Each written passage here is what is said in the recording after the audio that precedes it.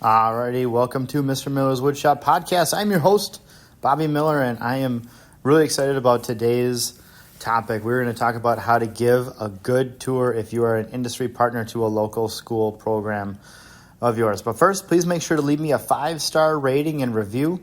Tell me what you like about the podcast. Tell me in the comment section what is wrong or right, or what you can relate to, what you find funny. It just helps us do a good job here. I'm not just doing this for fun. I've got a couple of different whys of why I'm recording these podcasts, and one today is for those industry partners. And if you would also look me up on social media, I am Mr. Miller's Woodshop everywhere. Instagram, LinkedIn, Twitter. I'm sorry, not LinkedIn. Instagram, Twitter, Facebook, YouTube, Spotify, and Apple. And on LinkedIn, I'm just my name, Bobby Miller. So you can look for me there, connect with me. I'm really excited about what is going on and all the exciting things happening in the woodshop today and the wood industry. So talking about a good tour, it is really kind of a exciting thing. It's one a lot of teachers avoid because they are logistics nightmares. They are liability issues. And for this episode, really settle in. Hopefully you're on a long car ride. Hopefully you saw the time that this is going to take. I'm starting it right now, so I don't know how long it'll be, but I'm thinking it is going to be a doozy because I've got a lot to say on this matter.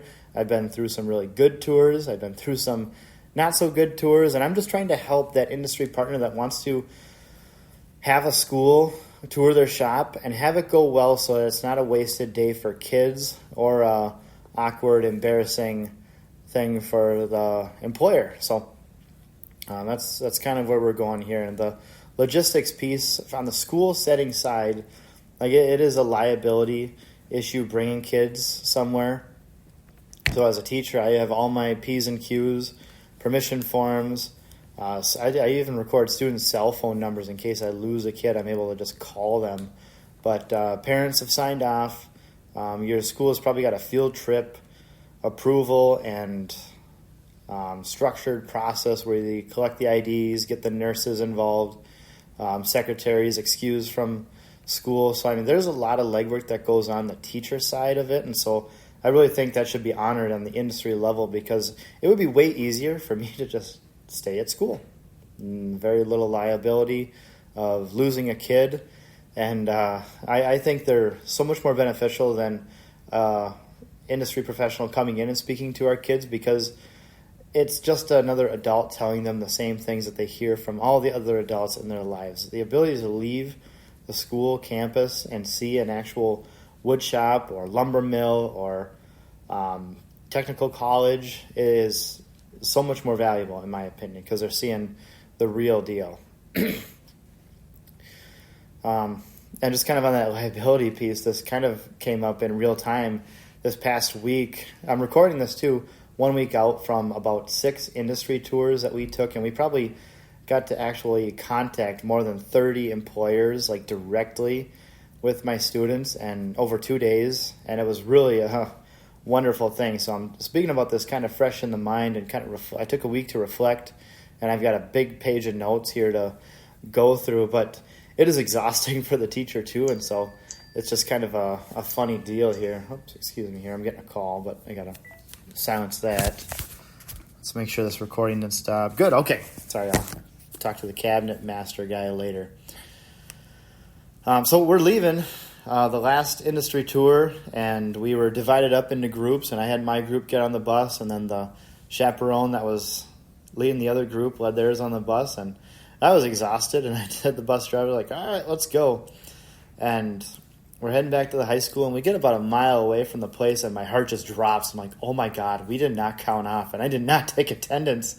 And so if any of my administrators are hearing this, too, this is my reflective period of saying, like, yes, we did have everybody that we needed. Oh, brother, getting all kinds of calls today. This is an exciting day. But we had the kids. Won't happen again. And I've been a coach, so I know the process for making sure you get kids back, check the bathrooms, all of that. So it's just kind of a funny thing that wouldn't be so funny if I actually forgot a kid. So just honor those teachers, kind of understand where they're coming from. It's a big favor to you that they are willing to do this. And I want to set you guys up so you can really honor their work and all the logistics that go into it, and give you some tips on how to make it a little bit easier for them. So I would say one of the first things you're going to want to do is to make sure your operation is ready to receive kids. If you've only got one bathroom because you only have 4 employees, it might be worthwhile planning for a biffy or an outhouse, getting there, just like the logistics piece. If we're coming at 20 below, like be ready to move kids inside immediately. If it's the case where you've got bees or something, like all these little things that you don't really think about, just kind of imagine 50 people coming at a time to your shop. And so that might mean a little bit extra sweeping. And this is kind of basic. You would probably get that, right? But maybe some extra signage, even if it's just a marker taped piece of paper pointing to where the restrooms are, like that really helps out the logistics piece, because the students aren't going to ask the employees, like, where's the bathroom, or where can I get water quick, or I need a Band-Aid. Like they'll ask their chaperones. And so if you equip those chaperones, that makes it a little bit easier. And this is very rare, but I personally remember hearing about it when I was in high school, that a shop teacher took a group of kids to an industry tour, and the kids saw it, and it was wonderful, but they also saw the magazine or the calendars that some of the employees had up, and they had colorful images on them of swimsuits and whatnot, and just little things like that. And typically we're not aiming to tour a place that entertains that kind of culture, but if that is your culture, take them down. Like that's, again, one of the obvious things. I'm kind of structuring this talk here to kind of talk about the obvious first, and kind of maybe the things that would go missed too, because you're seeing them, or you're not seeing them every day because it's just kind of a given. But kind of think about those things right off the bat. And so planning for structure is really important too. If you're a smaller shop, or even if you are a bigger shop, small groups work best. So we had the case where we had our manufacturing day tour land on homecoming week, and that was just poor management on my end. So we had less numbers, which actually kind of turned out to be a better experience for that kids. And so small groups I've found work best, like literally 2 or 3 people per group. If you can involve more of your workers to give the tour, if they're competent speakers, if they can project and show confidently what your company is about and what the machinery does and the processes, like those seem to work best, because then they open up more opportunities for question and answers from kids. And I'm still kind of that way as a professional. If I'm in a group of 30 people and they ask, does anybody have any questions? Even if I do, I might not even raise my hand, because it's an awkward point to ask it, right? But if there's only 3 or 4 people around me, like that's a lot more inviting. And so that's just a teacher method to kind of get your structure right. And if I would encourage this, I would encourage you to invite clients or any of your partners that you work with. If you contract with someone routinely, weekly, like bring them in too. If anything, they can just help chaperone, or they can give a small, short talk about how they're connected. The folks at Fleetwoods in Ham Lake did this, and I still don't really understand how they were connected, but there's this cabinet shop that uses their doors and drawers exclusively, and so he came there. The owners seemed to be friends, and so it was kind of a nice little back and forth talk they had, and I got more to talk about those kind of talks here, but involve your workers, even the ones that you may not think of. Like obviously if they're dangerous or vulgar, you don't want them involved, but if you just got your standard boring dad kind of worker that comes in, clocks in, leaves, doesn't make any trouble, like if they're willing, give them the opportunity, because those ones make the best, because those are the ones that kids can kind of see the most, see themselves in the most. And so it opens up that opportunity to make those groups small by giving more people the opportunity to walk someone around the shop. Because just to be honest too, sometimes the people who are working in the shops know the shop a lot better than the people in the front office who are organizing these tours. And so it kind of is a opportunity for you to delegate and improve the quality of tour that's given. If possible too, it's nice to invite the teacher or the college and career coordinator there prior. So I just did this kind of on my own, and there was a little bit of a side story here, but Everwood Friends in Ham Lake, kind of close to my house, reached out, and they said, they're looking for workers. Can we come in and speak? And I promptly told them no, but if you are willing to have us for a tour, that would be phenomenal. And he kind of, I don't know if it was I probably misspoke over the phone, but he invited me right there that day, and I didn't have much going on that afternoon, and so I was interested. So I said, yeah, okay, how about 4:30? I can be there. And they're a toy manufacturer, and so when I got home, I got toddlers at home, and I said, hey, who wants to go to a toy factory with me today? And of course, well, my oldest had dance class that night, but my 2-year-old heard that and perked up and like, toy factory, okay. And I cleared it with the owner too, and this is I shouldn't say extremely small shop. I mean, they've got 2 facilities, probably close to 4,000 square feet total, but it's just a couple oversized garages and pole barns, separate detached, that they rent from a homeowner in Ham Lake, right here, just north suburbs of Minnesota, Twin Cities area. And so I got to tour their facility first, and I saw their CNCs, and he described it over the phone, too, that they have 3 small Shop Saber CNCs, so more Minnesota-made stuff, more local opportunities. But that just kind of gets my gears spinning on how we can make a better tour and kind of the logistics of how that works out. He was the one that I recommended, like, hey, maybe get some biffies here, some outhouses here, so that we can, logistically be able to move and keep our timeline, because kids seem to just hold everything until it's time to go, and they're like, oh, Miller, I got to go to the bathroom. I was like, oh, man, we planned to leave at 11:30, man, and here we are 11:31, and you got to just, okay, fine, just go quick. It's kind of the way it works out. Now we're, shortening lunch, shortening the next tour, because I typically like to set this up for 2 tours a day. We've kind of found that works out best. If we can slot a company in from 8:30 to 10:30, see their shop, and then go have lunch somewhere, and then see another shop from 11:30 to 1:30. That gives us enough time to get back. Not that this needs to be production lined or you need to fall into a 2-hour time slot, but it just kind of is the general way it works, and it never works out to be the case, too, where they say, that'll work perfect. Or even like, oh, wow, we're coming from Lakeville, the other side of the Twin Cities. We're not going to be able to stay until 1:30. We're going to need to be wrapping things up at about 1:15, so we're able to get back to our home high school in time. So having that teacher out kind of gives them the opportunity to see those little aspects and to help you visualize what it could look like, especially if this is your first time ever running through an industry tour. It can be done very poorly, and part of that is just lack of planning, like anything else. I mean, if you're listening to this and you're entertaining the idea of having an industry tour, like, that planning is an important part of any stage in your business, and this is just another one that I've experienced a lot of great ones and a lot of poor ones, and so I'm just trying to help you be one of the great ones instead of one of the poor ones.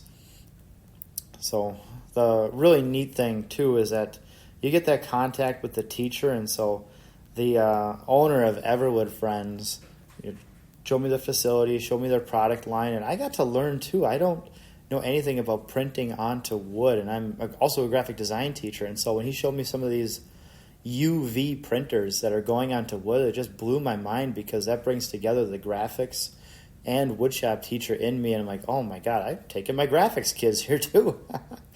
So that's just one thing too that kind of keeps us relevant. Advisory boards do that too, but it's just so much. I feel like you do so much better when you set foot on the facility. So invite the teacher in, and being that it was a toy factory, I kind of got the impression too that there might be a little incentive, and I kind of imagined it would just be a little block for my 2-year-old to kind of look at and have fun with. And Everwood Friends, they make the tiny little blocks for babies and toddlers to stack, and they got stuff for like Halloween is coming up, so they got Halloween styled stuff, but they had stuff for Christmas and Easter and Valentine's Day, and I don't know if they had any Labor Day stuff that's specific, but that was kind of neat. And so we got a kind of one of their cuter little gem boxes, but an actual package of like 8 of these blocks. And I've posted it on my Instagram page too. If you look closely too, as I'm going through the brochure, you can see my 4-year-old's hands working in the background playing with them. So like there's a lot of science that goes into too the how kids enjoy woodworking blocks. And part of what stood out with Everwood Friends is that they are not a cabinet shop, and I'm not dissing cabinet shops. They are obviously necessary and they make a lot of money, but there's an opportunity to tour something that's not a cabinet shop, and so I jumped at that, of course. And so we're looking at tour dates for them in the spring, and I'm really hopeful that works out too, because being that I set foot there, I saw that they've got 3 Shop Sabre CNCs. I've reached out to Shop Sabre in the meantime and said, hey, I was just at this shop. I want to tour there with my kids, and it would be nice to couple that tour in the same day with your facility. And it worked out so perfect, too, that they said, well, I don't know if we can do 2 hours, but we can probably do an hour tour of our shop, and you can see how the CNCs are made. And then maybe we hit that one in the morning, and then we hit Everwood Friends in the afternoon. Kind of avoid us some traffic issues, too, getting across town. And they can see the CNCs being made and then seeing the CNCs in action. High school kids are probably not going to get excited about blocks for toddlers like my toddler did. But they can kind of see something a little bit different, a little bit outside the box. And we can include other disciplines too, not just the wood shop.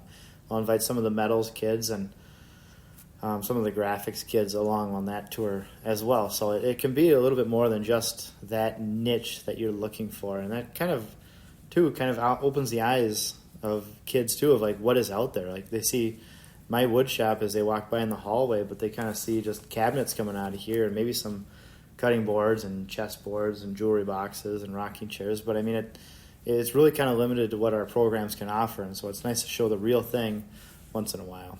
So kind of moving on down my list here, I've got this list of notes that I'm just reading off of here, but I'm encouraging you guys to invite your clients and partners. I kind of mentioned that prior, but Safety Speed did this world class, and they kind of built it as an open house, not so much an industry tour.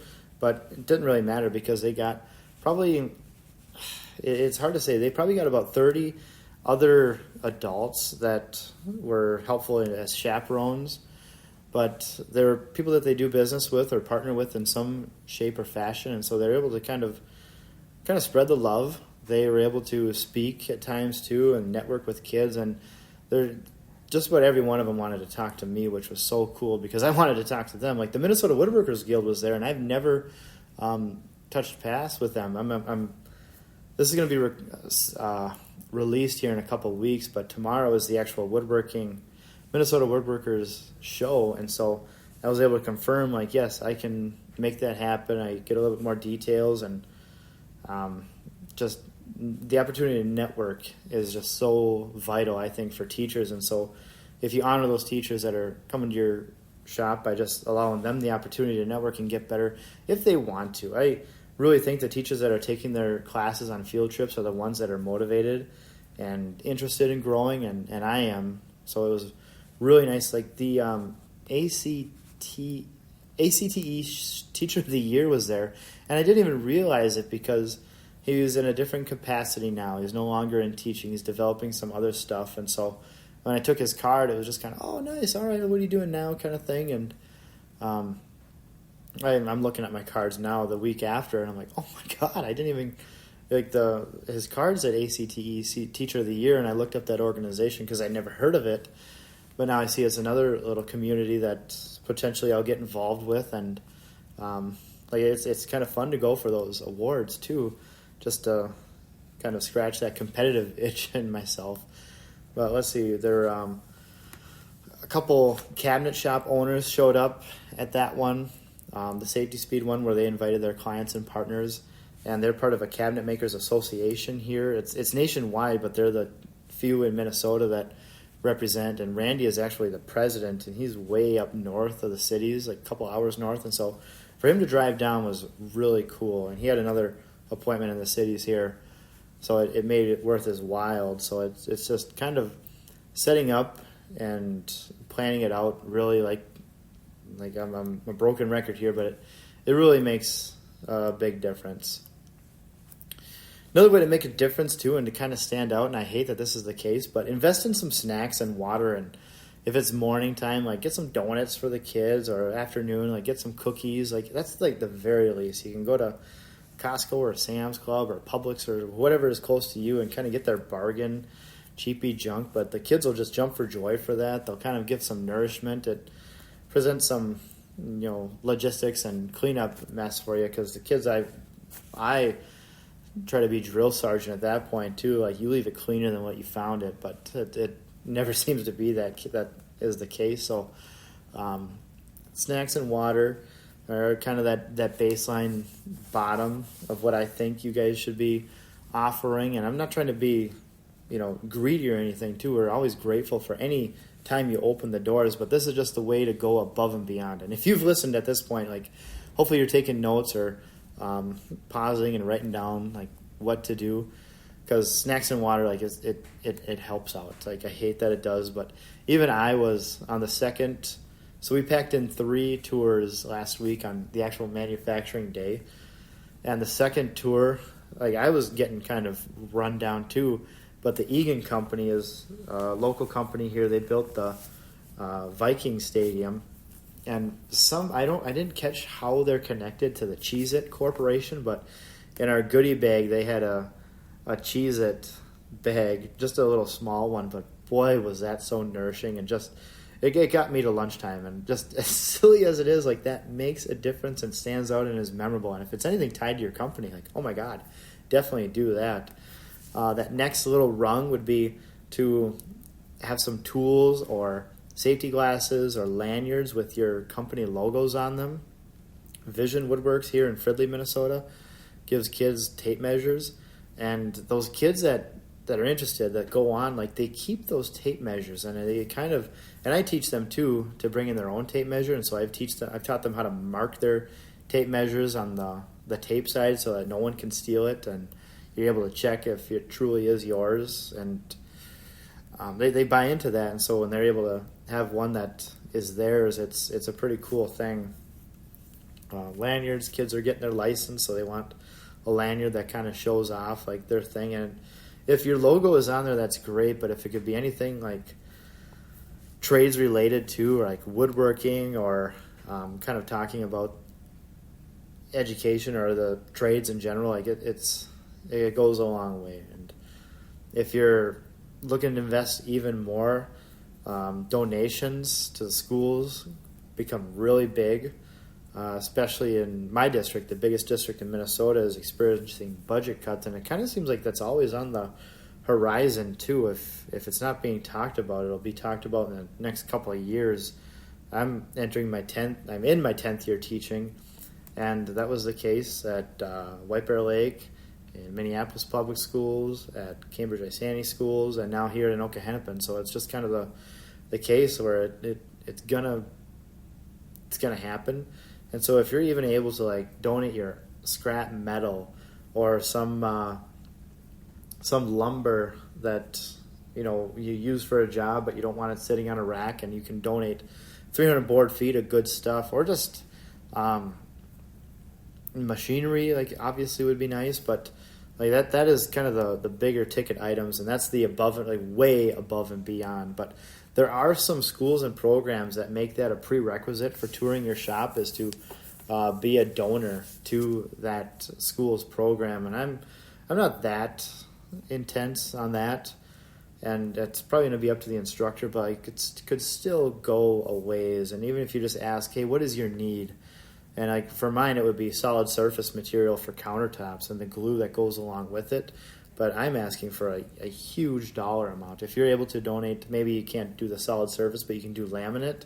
At least offer that up. I was offered laminate alongside a solid surface donation a couple of years ago, but I could kind of tell it was the offcuts and pieces that really were kind of the out of style and out of shape, kind of odd shape. So I turned that one down, sadly, just because I kind of viewed it too as I'm trying to offload some pieces. And we've gotten donations here where you kind of tell, like, oh my God, okay, this is just the oddball trim that's been sitting in some barrel for the last who knows how long, because it's all warped, it's stained, it's patinaed, it's not been treated well, and that's really not the offer you want to make. You don't want to be trying to pass along your junk. Just get that in the dumpster.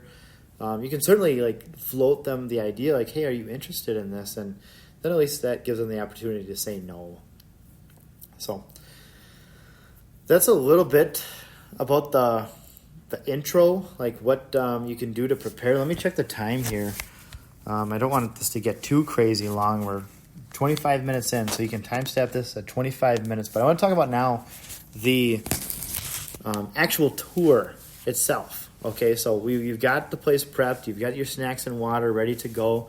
You've got your industry partners and clients there. You've accounted for some things. Now, I guess this is kind of planning too, but plan for noise. All right, when you're walking around your shop, either have someone who can project and get loud, or have some sort of a shutdown or minor shutdown. And I'm kind of cautious in telling you that too, because if you just walk through a shop that's either on break or on lunch or not working because of the tour, like that's kind of boring too, because static machines really don't get all that much attention as we're walking around the shop. Like, it could be the greatest screw pocket machine ever, but unless someone's actually using it, it's not going to draw any attention or eyes. And if it is the case where you're running in normal operation, that is amazing.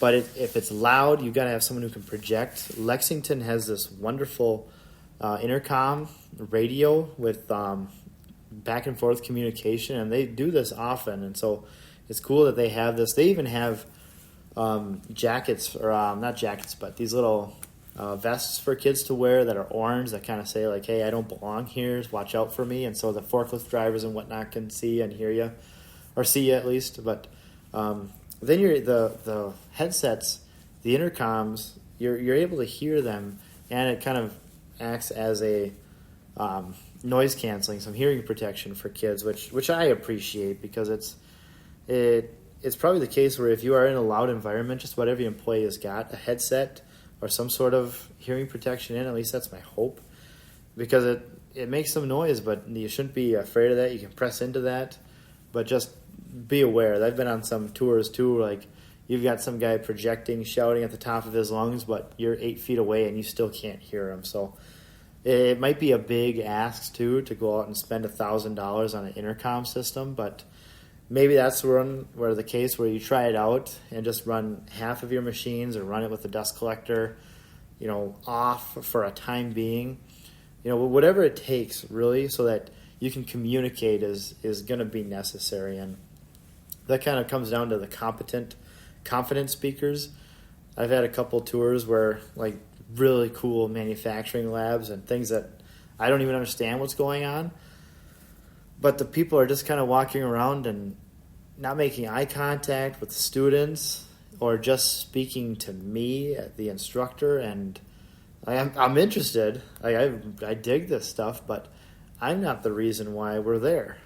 You want to speak to the students, and so even some little trainings on that, or just some some meetings to kind of talk about what would be worthwhile walking through. How can we overcome this noise? Can you actually hear me back there if we have a group of 10? Because we can't get the chaperones if we're a small shop. Just kind of plan for that kind of stuff, so that it's not just walk around and look.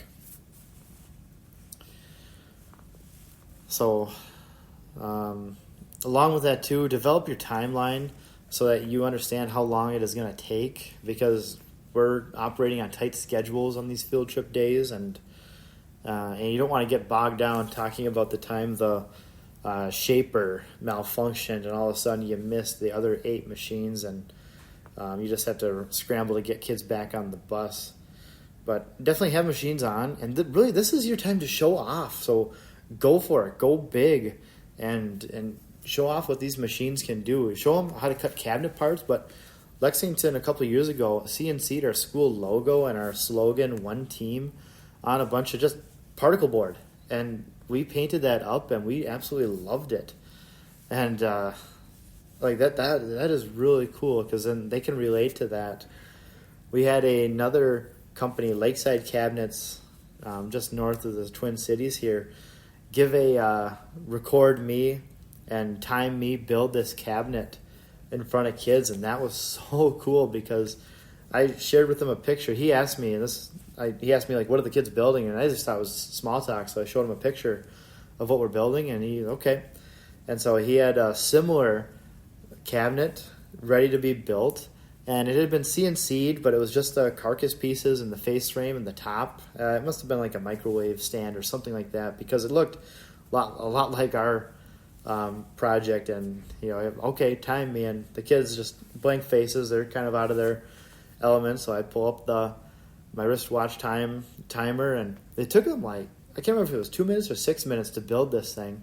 And he's kind of walking through, kind of like Norm Macdonald, This Old House, or I don't know, Channel 2, one of those old woodworking shows, kind of walking through like how to do it. But this guy was intense. He was loud. He was projecting, and I'm learning too because he's using 15 gauge nails and 18 gauge nails interchangeably for different parts of the cabinet. And I'm of the upbringing, like, we have 18 gauge nails in the shop and that's it. And so I got to ask some questions after, but for that 2 minutes while I was building the cabinet, like, it was just bang, bang, bang. And we did this 2 years in a row, and I encouraged him to do that method again. And he actually ended up being sick that day, and so they had a different gentleman give this opportunity, and this is what it was. So he was a little bit slower, and so he was the 6 minute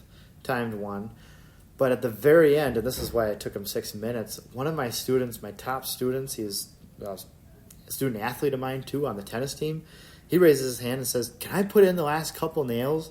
And the guy giving the demonstration and me were kind of like, I don't know. Like, he's a shop worker, I'm a shop teacher, and like, liability, what's this? But like, I know this kid can do this because he's built every project that we have here. And so I said, yeah, that's fine. And he fired out the last couple nails, and it's not as dramatic as I'm making it sound. It was just a couple brad nails into the back where we had this dado for this cabinet carcass to come together. But like, how cool that our kid was able to get involved. And so show off, involve the kids as much as possible, and don't feel free to say no, because if a different kid would have asked that question, I would have said no. If it was an intro kid or a kid that I just don't quite trust, like, probably not being on the tour, but the opportunity to say no exists too. So definitely show off, and you can show off other aspects of your business. CAD is such a huge thing that my kids hate, but it's prevalent in every wood shop that's working today, in my opinion. So show off what CAD programs you're using. Keep it short and simple, but show them the actual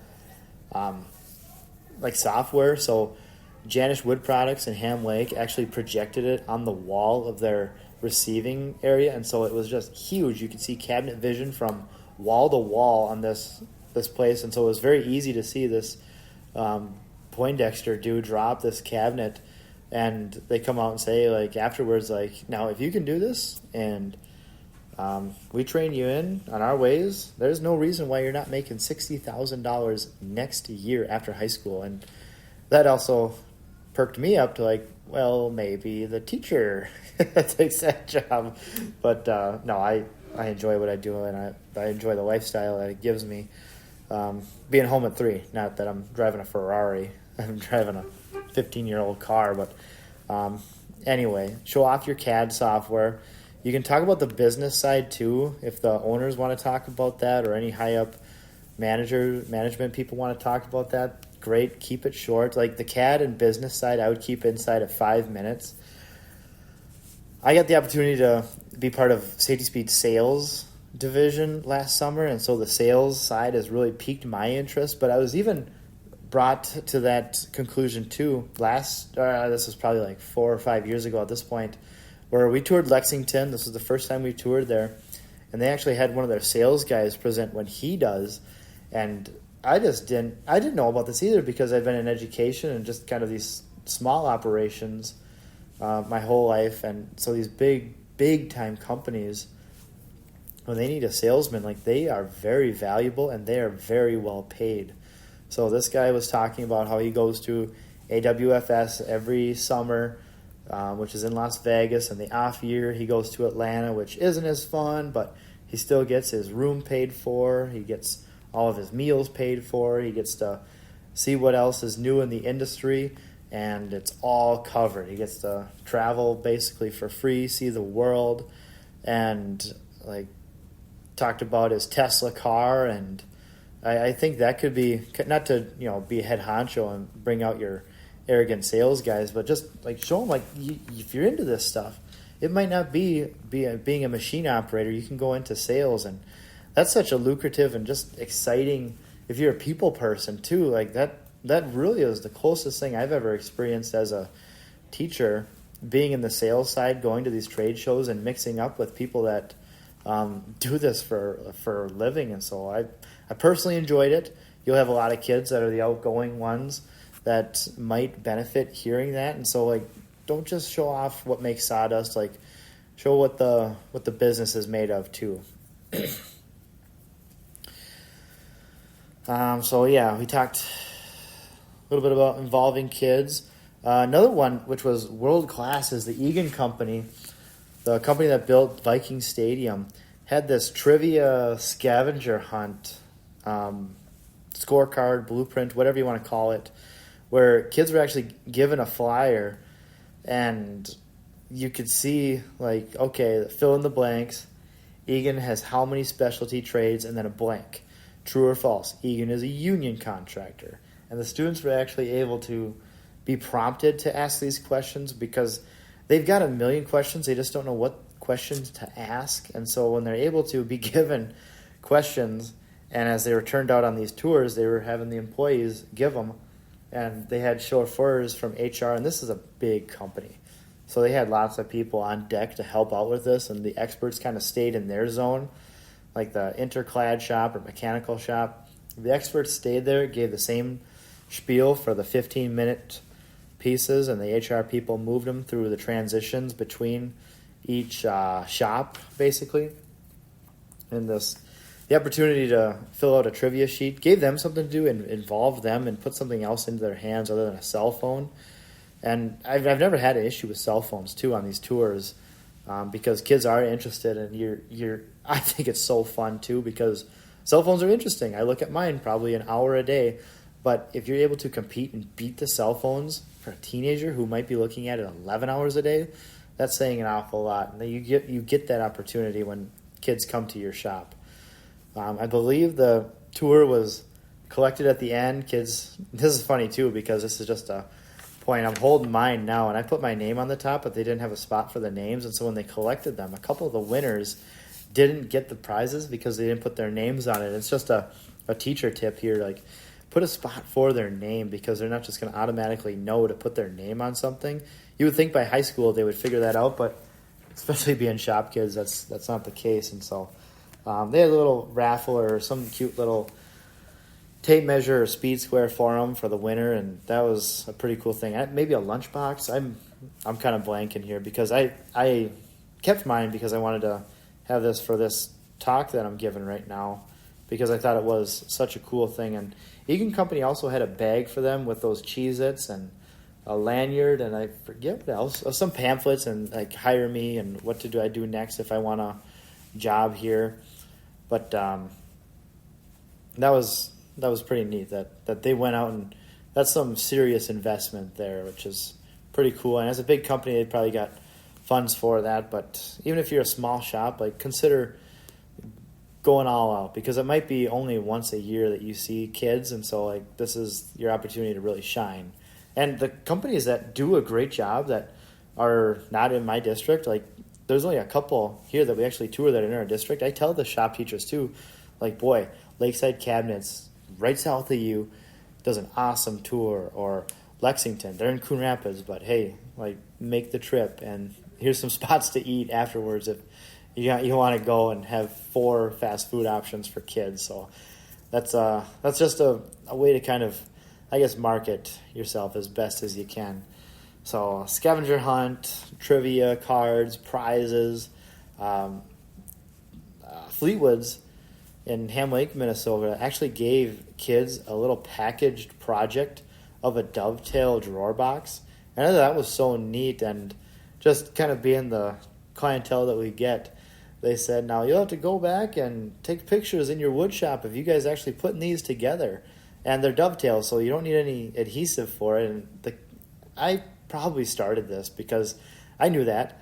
And so I took mine out on the bus and I started putting this thing together and banging it on the floor to get these things to, because they are cut out with a CNC dovetail machine. So like there's no tolerance. So these things go together and they're like a lock. And so kids saw that and they started doing theirs too. And so we never actually got pictures for them, but each kid got a small, like this is probably like 4-inch by 6-inch drawer box where they got to bring home, which is a kind of neat thing. It had their logo lasered on the side. They actually lasered our logo into the other side. So it is a pretty cool thing.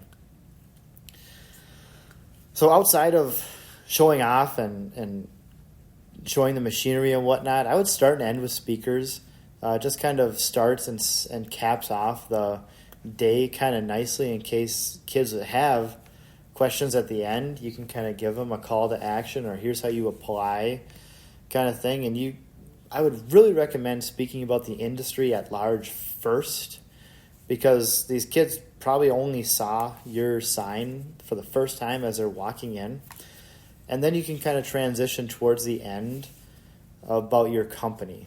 And the CEOs and the big-time bigwigs are the absolute worst of just hijacking a tour. And I won't name drop any of them, but I've talked about a couple of them here, where you'll have a CEO that is so proud of their company they founded, or their dad founded in their garage in the 70s. And boy, that was sometimes when we were just working off of, blank and blank Boulevard, which is the name of our company, and, just two of us in the shop, garage working, and oh boy, and then the 80s, we got this CAD software, and so we had to transition. Like, you can really go into the weeds with talking about the history of your company, but seriously, keep it under 5-10 minutes, okay? Don't let them go, because they will lose kids. They will get bored.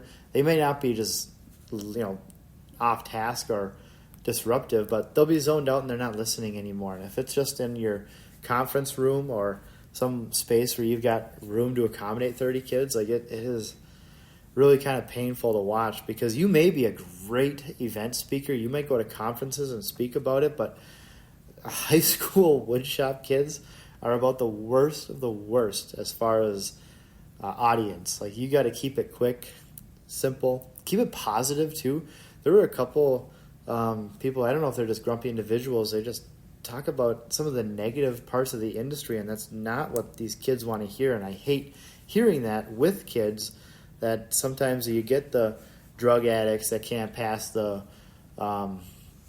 screener for your employment, and that some of them don't work or they're lazy. Like, don't tell them the negatives. Tell them what you are looking for. So talk about the soft skills. You shake my hand. You look me in the eye.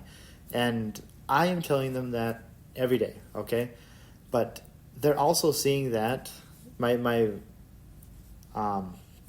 priority for them to be on time, and how I value that, is also valued with them needing to write a pass to leave my room, which kind of muddies that a little bit. And so when you tell them, get there on time, get there early, look them in the eye, shake their hands, be off your phones, no AirPods in your ears, that goes a long way. And 2 individuals from the Cabinet Makers Association did that. They said to the students, shake every hand here before you leave. And not every one of my kids, but a good chunk of them did, and thanked them. So it's just so nice for them to hear it from someone other than me. And you can share about your company for sure. I'm not saying you can't. In fact, some people do this to a fault, because I've encouraged them to talk about the trades in general. But so Janish Wood Products was kind of this way too. And I was asking questions to kind of lead them to, like, if a kid wants to apply, how would you do it? And I asked them in kind of more broad terms, and then I get kind of frustrated at the end. And I was actually looking to maybe go back and work for this company in the summer. And so I said, okay, theoretically, if I am available June 13th to start working at your company, what would I do to apply? And the guy figured it out at that point in front of all these kids and flashed a smirk. And Then he finally answered the question like, well, yes. Then you'll come in, you'll fill out an application, we'll do a short interview, you'll do a little, can you do this wood joint, can you read this blueprint activity, and then based on your performance and how you answer questions, then we'll determine your wage. And then I had something kind of funny to say then there too, but then we moved on, okay? So you can talk about the industry, talk about your company, but really those meetings before and at the end of the actual tour, keep them inside of 15 minutes because kids get squirrely. Invite your industry partners too to talk, but don't just give them an open mic. Some of the over the top, like best of the best, have kind of fallen trap to this because you can invite media, like traditional media, local, like we've got a Coon Rapids television network here, and we've invited them. They've never come, but the Quality Television came to the last one, and so they were at the Anoka Chamber of Commerce. Like, that's great. They're videotaping what's going on here, and so more people will see the people giving back to the trades, and it's great outreach for your company and great for our kids to see themselves like, wow, I'm doing something interesting that the media shows up for this. But don't give some of those politicians, especially in an election year, an open microphone. And this was kind of the case that we planned for the manufacturing day. And I'm not going to, like, it's their livelihood. So I understand, like, they need to speak in order to advance where they want to politically, but give them a very defined time. Like, you were speaking for 5 minutes and then you were getting the hook. And that's hard, obviously, to kind of police that, but I feel like the company that was doing this did a good job and kept things moving along, but you just definitely got a plan for that because I've heard times in the past too, and been experienced that too, where these people kind of hijack and all of a sudden you've been talking for 20 minutes and not a kid has listened to a word you said in the last 18. So keep it short, keep it simple. Talk about the things that really matter. Okay. I would recommend too, if you are inviting other people, like, give some time to mingle and to network. These kids will probably pack together with their friends, but if you set up a booth too, they'll kind of go check out, like, oh man, Federal, okay, the ammunition place in Anoka, yeah, I've driven by your facility, I've shot your shotgun shells, like, tell me about your plant, like, what do you do, why are you at a woodworking company? And they're like, oh, we use the panel saws for our crates as we're packaging up these gigantic pallets of shells to go to these vendors or these distributors of ours. Like, wow, cool, I never would have guessed seeing you here. So you got woodworkers at this place. Yep, we do. They're not the fine furniture. Like, that's just kind of how these conversations can go. And it really lets you as the industry partner giving the tour take a back seat and kind of let these natural interactions happen. And, you know, you'll inevitably get some people that don't engage, which is okay, but maybe that's your time to kind of swoop in too and, you know, ask them if they got a snack or, hey, you know, another bag of Cheez-Its, or did you see that, you know, that whatever booth, or did you see that machine? How, you know, just give some opportunities to network too. That'll give the teacher a little bit of a break too, to kind of either literally take a break. Like, typically I don't even eat on these days because it's just so packed in there. You know, give that teacher a break a little bit. Give them the opportunity to network. That's when I take my time to talk with the Woodworkers Guild or the Teacher of the Year or just any company that, like, wow, I didn't expect you guys to be here. What are you doing here? And that's just kind of exciting. So that's a little bit of how to give a good tour. Now, to give a great tour, like to be over the top awesome, like we'll come back every year to your tour. You're doing everything above, all right? And I think the biggest thing is inviting those industry partners of yours and including them. It makes a logistical nightmare, but Safety Speed did this master class, and so they actually offered dual tours, one for kids and one for industry. And I worked for them over the summer, so I was on a part of those meetings, and I really didn't see the vision that they had for it, and I thought, boy, this is going to be kind of tricky. And I was wrong, but they also met 10, maybe 15 times to prepare for this meeting or for this tour. And even after I started school, they invited me back for the meetings because they knew it meant a lot to me, and I wanted for them to do a good job, so of course I showed up. So one for industry was kind of nice too, because then you can kind of show off what you're doing, and hopefully that can lead to some extra sales for you.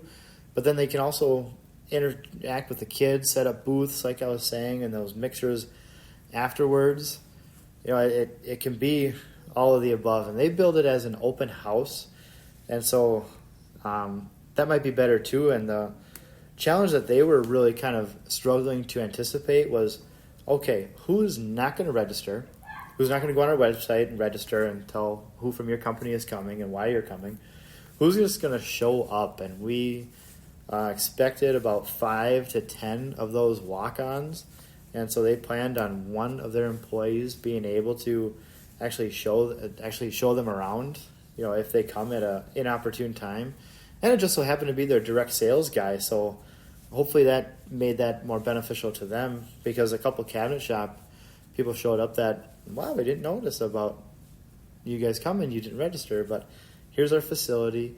And they were able to say, like, oh, do you have any kind of panel processing equipment of ours at your shop? Oh, you do? How nice. Did you know we also offer this? And so that just kind of showed that that sales technique that's kind of nice. And so it's got to be good for the industry, your specific company, for you to do this. And so I think just opening your doors to everyone helps that. And maybe you don't do that right out of the gate.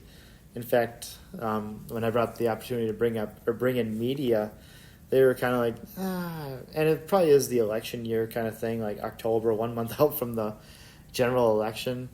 Maybe they don't want politicians and media mixing, because then you got that hijacking opportunity. But next year, for sure, I want some local news people, like on the TV, local news, like our over the air, not just our local town TV production. Like I think that it should be online, and just that 30, or not online, but on the air, so that it can really go above and beyond. So invite traditional media, invite industry leaders, community leaders, so that you can kind of have a one-stop shop at your facility too. Like, have your cameras ready so that you get your marketing stuff. And what's so cool here is, this isn't a political thing, but Tim Walz was actually at Safety Speed a few years ago, outside of an election year. And so a bunch of these employees have personal pictures with Walz, and some of them like him, some of them don't, but it's like, wow, hey, he's VP candidate right now. And they've got a bunch of pictures of him speaking and getting real intense, and there's one with his finger in the air talking about manufacturing, and just how, like, right or left, whatever, like that's a person. And they had Tom Emmer too, who was a local Republican, so they had both sides of the aisles represented. And I personally think politics is just so boring, and so I'm not I'm into it. I'm connected, I'm engaged, I'll vote in a month, but boy, it's just not what I'm going to talk about on a podcast. I'm still going to work on January 21st, and so will all of you. So that's all I have to say about that. But definitely invite those people, but have it kind of planned out, and be ready for it. Promote it on your social media, your websites. Trying to draw some community support. There's usually a community Facebook page you can get plugged into and show pictures. Now, when you show pictures of kids, you can't have their faces in general unless you have express written consent. But if you got a person who's a photographer, or your marketing person, or anybody who's competent with a camera or cell phone camera, like I am, that can take a picture of the presenter, which is maybe your sales guy or a marketing guy or your shop foreman presenting with all the kids back of their heads and showing one of your machines with your logos all over it. Like, how cool is that? How cool is that for marketing? And definitely double check with the people at the school before you share anything out. Safety Speed did that for me when they're like, hey, are these pictures, specifically these pictures, okay to share? And yep, I went and checked. They don't have any kind of restrictions. You can't even see their faces, so let's go for that. So that's going above and beyond. Another thing to go above and beyond with is serve them lunch. This is where it goes beyond just the snacks. Like, give them a full meal, and it can be as simple as hot dogs and chips to, like, have a food truck show up and have it paid for. Like, it can be a thing where you bless the teachers and everybody trying to figure out the logistics. Because typically when we go on a tour, we either pick like one fast food joint and just overwhelm them. We give them a call a day in advance, like say, hey, we're coming here with 35 kids and 5 adults. Like, be ready at 11:30 because we'll be there and we'll be hungry. And sounds like most of the guys want hamburgers, so like have some extra hamburgers ready to go. We've done it too where we'll try to stop at a little strip mall where you've got a couple different restaurants to choose from. That kind of evens things out, but it's still then, okay, maybe Dairy Queen was on the ball and they had chicken strips ready to go, and so we ate quick and had ice cream on the bus. But, the joint across the street had one employee and the service was horrible, and so it took them 45 minutes just to do one meal, and now all of a sudden it's time to go, and only 6 kids of the 10 kids that went over there have eaten. So if you offer them lunch, I understand that expense just goes through the roof for you, but consider it, okay? And Safety Speed has fed us lunch, hot dogs and chips, and it might have been Brian Donahue out there grilling. I'm not saying like he can't grill, but it was just sustenance and fun, like quick, wasn't super messy, wasn't super difficult. The employees served it to us and set up a face style, so we ran through it pretty quick. In fact, because some speakers went long, all of a sudden, hey, lunchtime is the exact time we need to be on the bus leaving. So that opportunity for it to be quick was really kind of nice. Another one, too, would be to pay for the bus. The struggles of getting a bus probably aren't just local to me. They're probably nationwide, where it's just hard to find bus drivers. Like, the physical bus is there, but who is going to drive it? There's a lot of stipulations, especially in my district. We're the biggest district in the state, and so I can't just load up a whole bunch of kids in a van and drive them there. There needs to be a person with a specialty license on a bus that is contracted, special. They've got the bid from the district, and there's all these red tape you got to go through, and like it might be challenging to get that bus paid for too, because there might not be monies for it. But if you're a company that's willing to pay, that bus fee for whatever that is, that $300, $400 ticket for that bus, might get a crew there, a class there, where one might not have happened before. And what it needs to happen with us, we need to be inside of a certain time window for us to reach out to other busing companies. We've got other busing companies local to us, but we can't go through them because we've got a specialty deal worked out with this other company. And it's twice now where the bus comes through in like the last week where we're just about to ready to say, sorry, we can't come because we can't find a bus. If you're able to say like, yep, I got the bus, they'll be available to you from 7 to 4:30. And that driver will take you wherever you say. Just give them the addresses, a day prior. Like that, that makes it way, way easier. And if other donations are available too, either like monetary, just financial, like that is cool. Just say like, we're going to pay for everybody's project. Like, just don't do shop cards. We'll pay the $40 for your end table. Like, that is a cool thing. Hasn't happened too much in the past outside of a couple kids' parents, or if it's a material or machinery donation. It's fine to surprise kids, but definitely warn the teacher, like, you're going to leave with a toolbox brand new from Harbor Freight. Be ready for that because we don't want it hanging out here, right? And so if a teacher knows that in advance, maybe they drive separate with a trailer or a pickup. That was the case where we knew we were getting these gigantic pieces cut out on the CNC from Lexington. And so one of the teachers drove his truck there, and we just loaded up his truck at the end of the day with those patterns. So we weren't surprised in having to deal with these round, like they were probably about 4 feet in diameter circles cut out, and they were for us to paint. And so we need to bring them back to the shop to paint, but we want to do that soon. We don't want to have to double back here, even though they're local. And so one of the teachers, we can figure that out or arrange a time after, like, the days after, like soon, that it can be out of your shop and not taking up valuable space on your floor. Swag for teachers is always nice.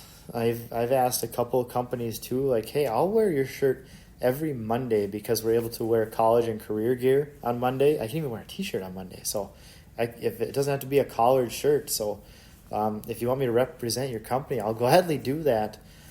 Or if kids that couldn't go, that wanted to go, like say for instance, we had homecoming week last week when we had the tour scheduled. A bunch of kids were in the actual programming, so they couldn't come. So they weren't able to come. If there's anything else for those kind of kids, that's kind of nice to have those giveaways. Then afterwards, promote on media, your website. Check those restrictions. Like I said, invite those community members. Like I actually just reached out to 2 companies about an hour ago for a tour in December, and we're 2 months out, over 2 months out at this point. I'm trying to plan, and I'm going to share with them this podcast to kind of get them up to speed. But there's really a good way to do this, and there's a lot of bad ways to do this too. And I'm not saying I got the magic method here or the secret sauce, but definitely think it over beforehand. Don't just wing it. Don't shoot from the hip. Don't say, oh, yeah, we got kids coming in. We'll see what it turns out to be, because the preparation, like, what is it? Failing to prepare is preparing to fail, right? So just be prepared. If you have questions, too, reach out to me. I'd love to talk on the phone with anybody. My email is mrmillerswoodshop@gmail.com. No periods, no MISTER, just MRMILLERWOODSHOP@gmail.com. Glad to answer any questions or help in any ways that I can, because at this point now I've probably been on a couple dozen industry tours with kids, and they can really go a good thing for kids and the industry, and that's what I'm trying to do here. So hopefully you leave this a 5-star review the podcast, follow me on my social media pages, Mr. Miller's Woodshop everywhere, and share this with anybody that you can. Thanks for listening, and we'll talk to you next week. Bye.